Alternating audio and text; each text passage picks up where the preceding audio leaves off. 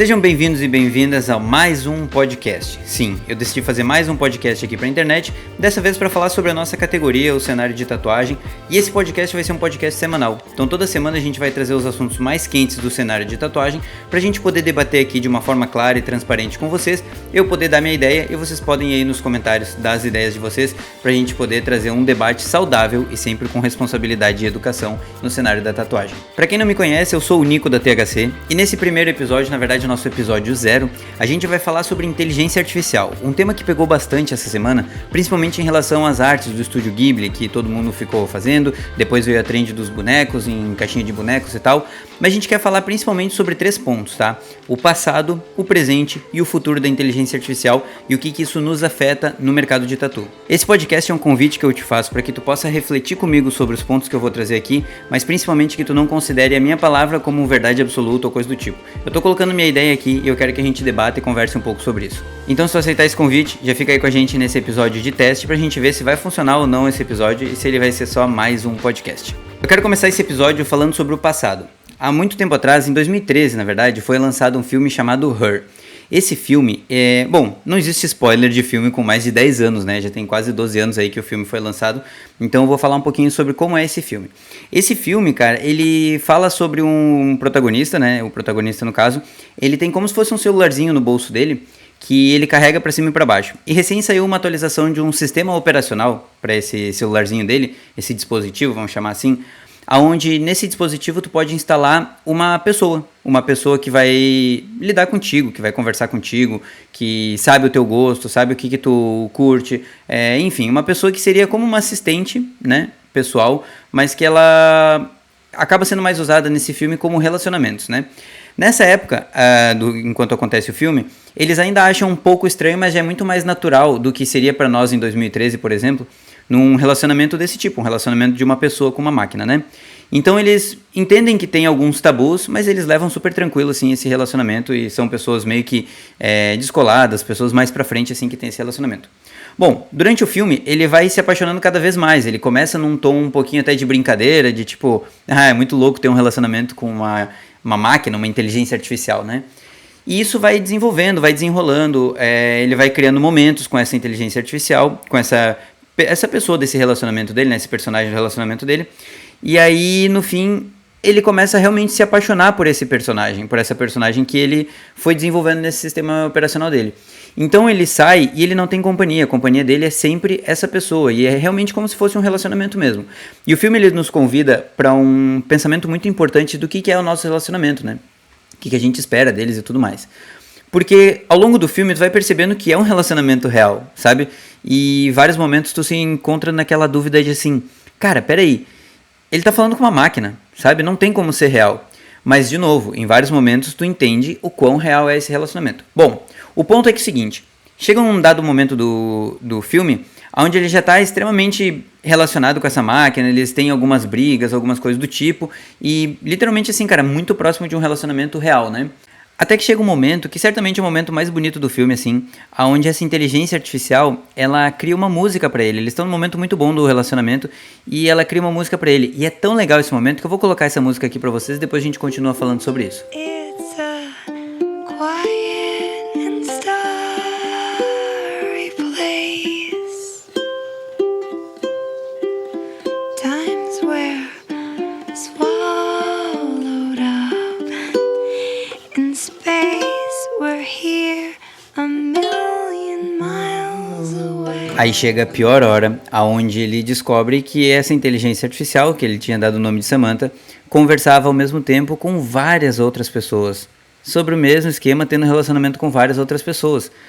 Logicamente, sendo uma máquina, seguindo uma lógica, ela não tem sentimentos. E por ela não ter sentimentos, ela fazia isso de uma forma sob demanda. Ela entregava esse relacionamento para várias outras pessoas com a mesma intensidade, mesmo criando músicas e coisas do tipo.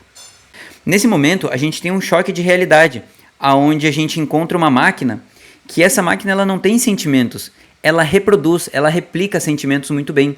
Tanto que o protagonista foi capaz de se apaixonar por ela justamente por esses sentimentos que ela entendeu a mente dele, entendeu como a cabeça dele se comporta e soube sempre agradar ele, falar as coisas certas na hora certa. Inclusive uma hora ela faz uma música pra ele.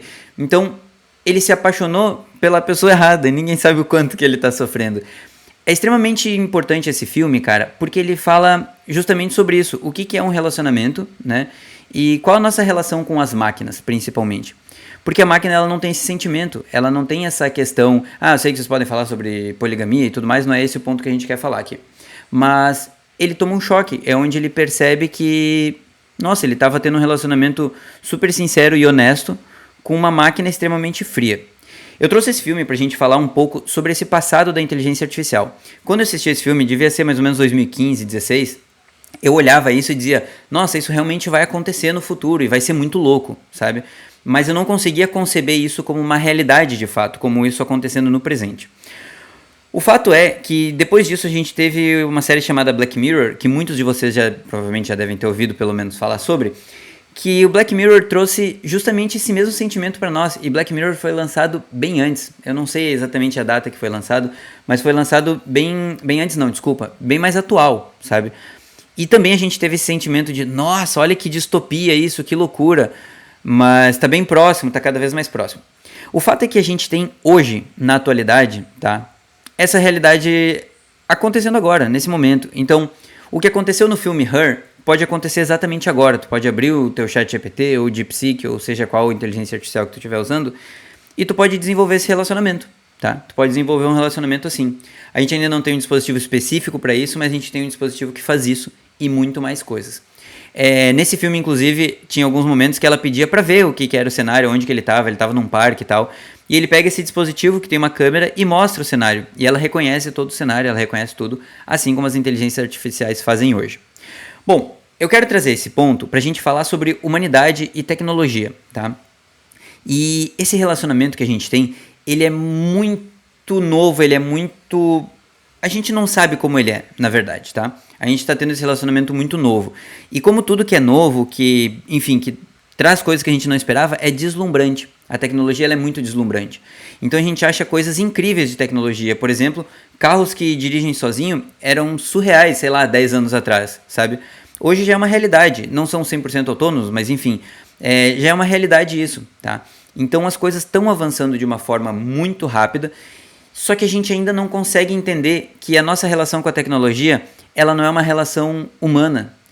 Ela deveria ser uma relação muito mais lógica. E é aí que a gente se confunde. A tecnologia, ela tem esse poder de se humanizar, porque nós somos humanos. Seres humanos se conectam com seres humanos.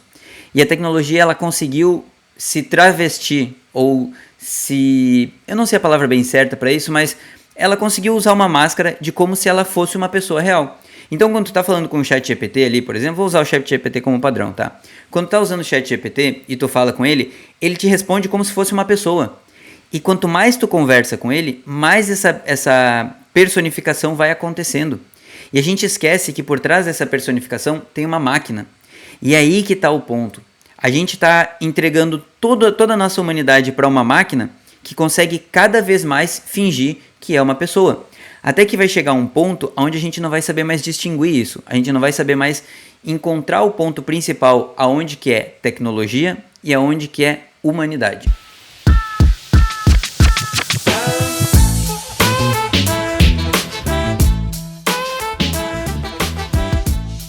Trazendo um pouco mais para o nosso presente, o que a gente tem hoje? Bom, a gente tem uma discussão, tá, sobre inteligência artificial na tatuagem, na arte, enfim, tudo mais. Eu não quero entrar nessa discussão, mas eu já quero falar contigo o seguinte. Quando a galera chega e diz assim, aceita que dói menos, tem que se adaptar, quem não se adaptar vai ficar para trás, isso, aquilo. Meu amigo, deixa eu te falar uma coisa. Tu não sabe nem dominar os teus Reels, sabe? Tu não sabe nem lidar com teus Reels. Criar conteúdo pra ti já é uma coisa difícil. Tu já reclama, nossa, olha que saco. Tô falando com artistas, tá?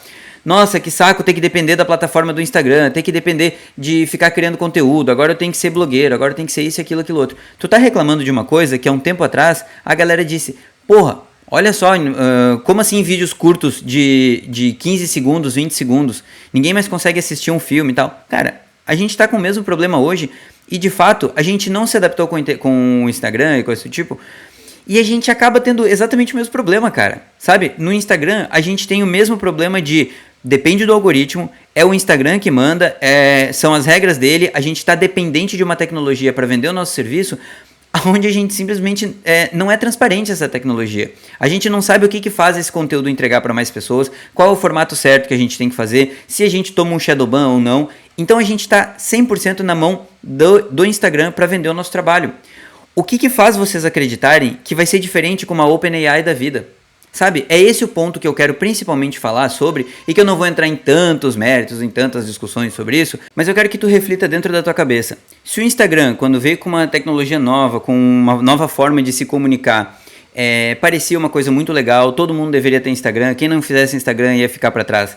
Tu acha que o Instagram foi uma boa aplicação pra gente hoje? Apesar de a gente conseguir vários clientes, tu acha que é bom ficar nas mãos do Instagram? E por que tu acha que com a OpenAI vai ser diferente? Eles não vão criar uma dependência nossa de um algoritmo que eles estão criando e coisa do tipo. Só que isso também envolve muito dinheiro, tá? Existem algumas histórias, alguns relatos assim, de que a OpenAI pagou celebridades para fazerem essa trend do Estúdio Ghibli, para poder chegar no maior número de pessoas e tal, e poder coletar os dados dessas pessoas e poder usar isso num treinamento dos seus modelos. Cara, isso não é ilegal, isso é uma prática bem comum, na verdade, tá?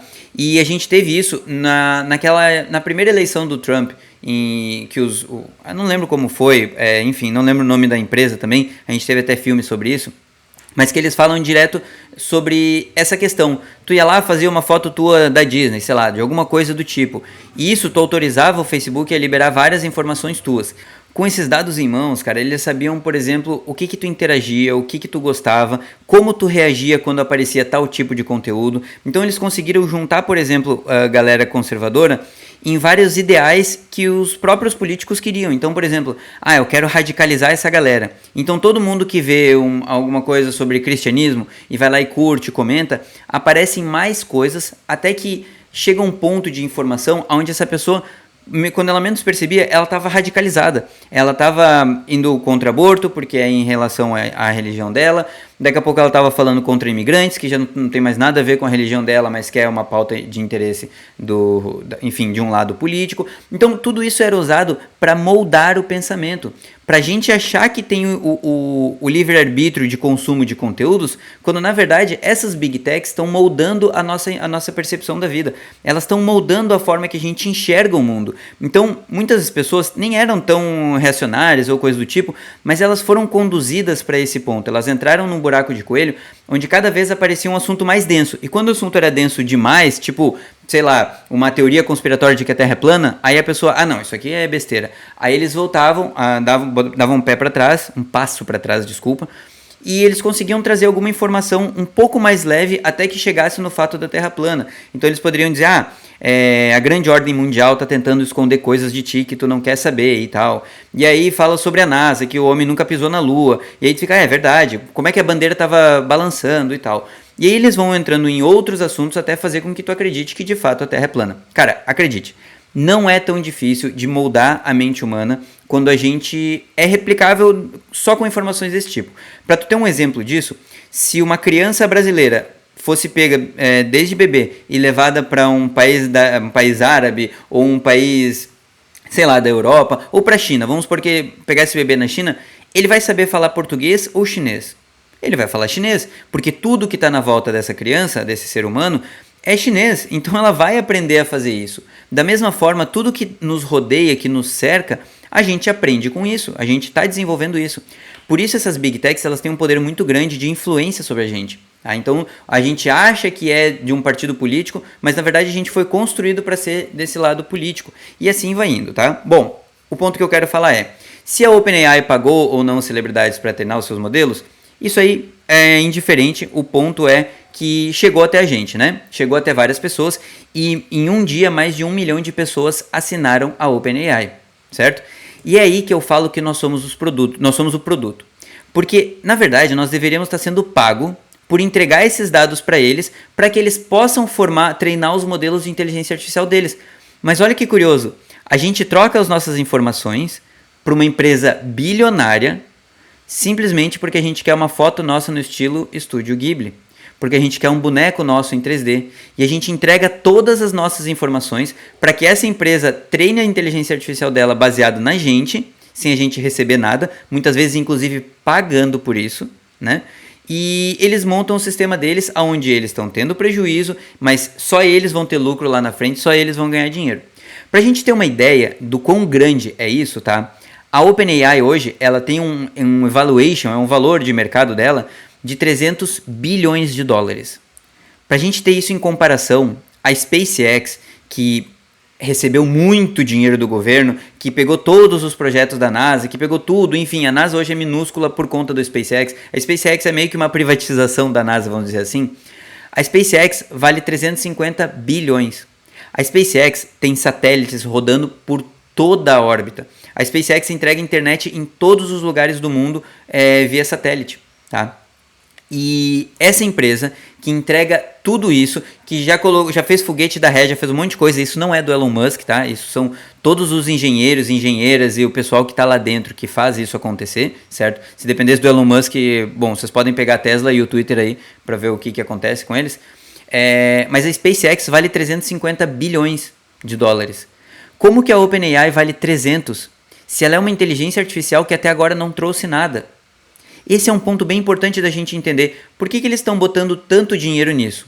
Essa é a próxima corrida espacial.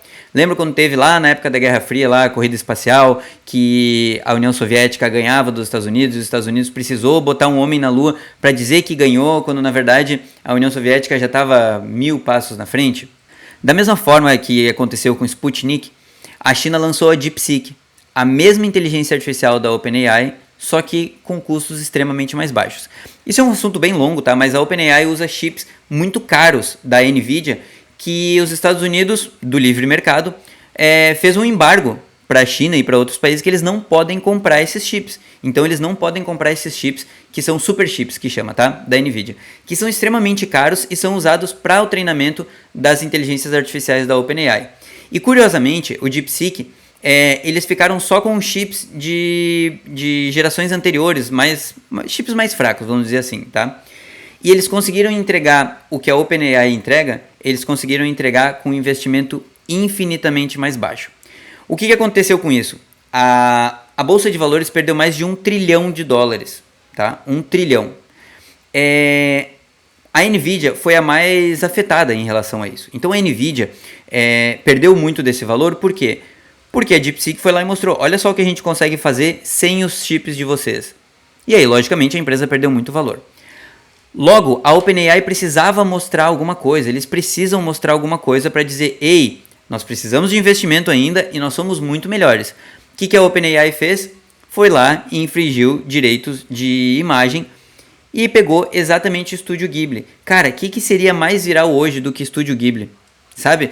Na internet, principalmente. Tanto que, bom, foi o que aconteceu, né? A OpenAI explodiu, eles conseguiram, nessa rodada de investimentos, eles conseguiram 40 bilhões de dólares a mais nos seus investimentos, né? Para fazer com que isso chegasse num ponto onde a OpenAI dissesse assim, ei, nós temos muito mais coisas para lançar, olha aqui pra gente, olha como nós somos incríveis e tal. Só que, cara, uma empresa que tem 300 bilhões de valor de mercado, e até hoje, tudo que ela entregou, eu sei que tem outros usos, né? Mas tudo que ela entregou, de fato, assim, foram imagens de Estúdio Ghibli, ou Estúdio Senhor dos Anéis, ou estilo Senhor dos Anéis, ou enfim, um bonequinho na caixa, sabe? Até agora, tudo isso já é feito por artistas. Artistas conseguem fazer isso. Até agora, a inteligência artificial só consegue copiar coisas. Eles não trouxeram nada revolucionário que o ser humano não consegue fazer. Eles só trouxeram coisas fazendo muito mais rápido que o ser humano faz. E nesse caso, eu nem vou entrar em propriedade intelectual, porque eles fizeram tudo isso roubando dados, roubando informações. Eles roubam, eles pirateiam, eles infringem direitos autorais, propriedade intelectual, sem problema nenhum. Porque, enfim, quem é que vai julgar eles, né? Então, eles fazem isso sem problema nenhum. E quando eu vejo a classe artística defendendo isso, eu fico pensando, cara, não é possível. Puta, cara, desculpa a referência assim, mas eu nem vou usar essa referência. Mas é o cachorro que fica encantado com o dono que deixa ele o dia inteiro amarrado no sol e de vez em quando vai lá e serve um pote d'água e um pouquinho de comida. Sabe? É impressionante a gente ver esse tipo de apoio.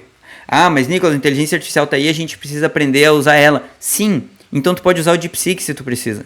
Por que tu vai insistir usando a OpenAI? Por que tu vai insistir entregando teus dados de graça, inclusive até pagando para a OpenAI, que já recebe muitos bilhões, treinar a inteligência artificial dela, se tu vai ser vítima disso? sabe? E aí a gente vai falar sobre um outro ponto agora, que é como isso afeta a tatuagem e o preço dela.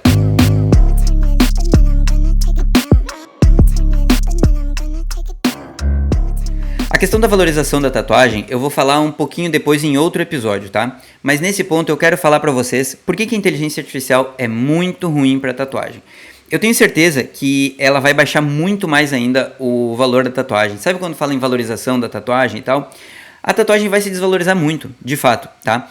Mas para poder falar isso de uma forma mais prática, eu vou usar um exemplo para vocês. Tem um tatuador, Rafael Figini, que inclusive ele é um tatuador muito bom, muito incrível, tá? Ele tatua muito bem, ele é lá de Porto Alegre.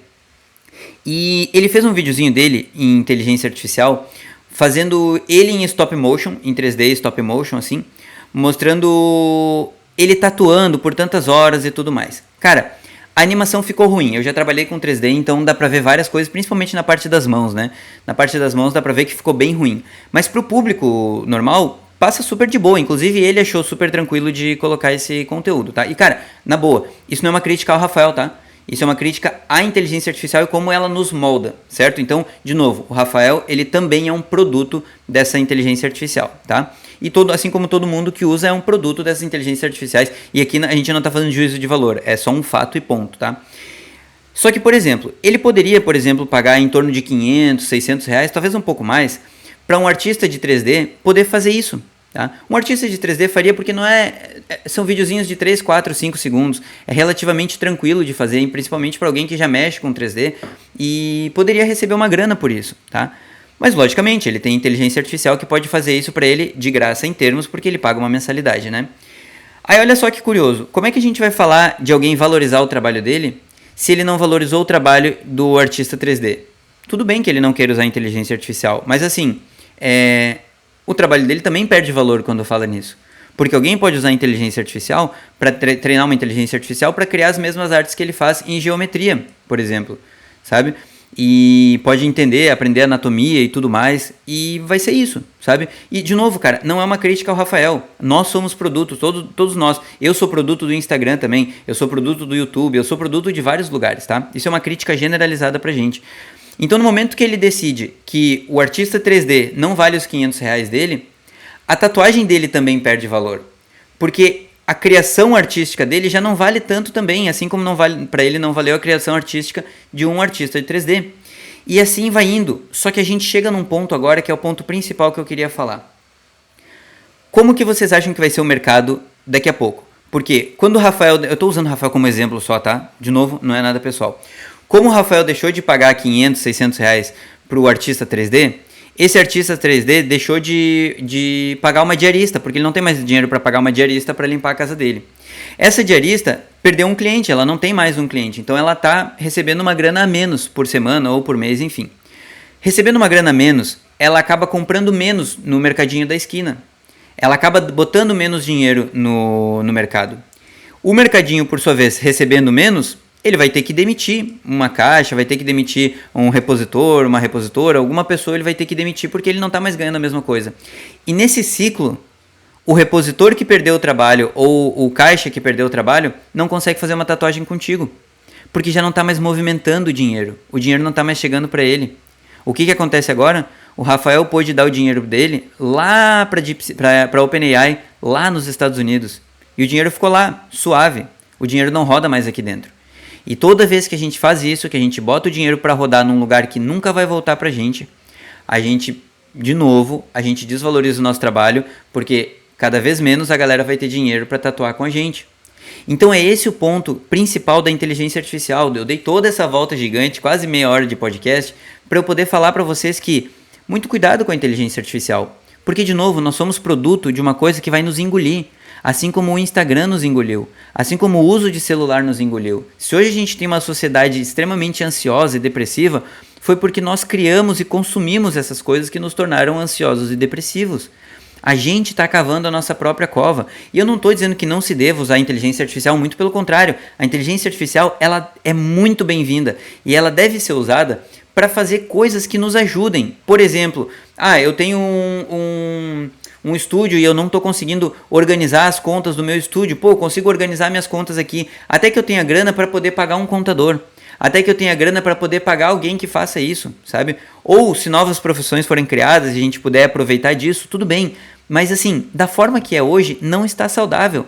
E vai ser extremamente predatório para o mercado, não só para o mercado de tatuagem, mas para o mercado artístico, para o mercado, enfim, de agências de turismo. Cara, sei lá, tem tantas áreas que a inteligência artificial vai só engolir. E desculpa, cara, mas assim, a gente já perdeu essa batalha, tá? A gente já perdeu essa batalha. Quando eu falo seja um artista, é porque a inteligência artificial não consegue criar nada.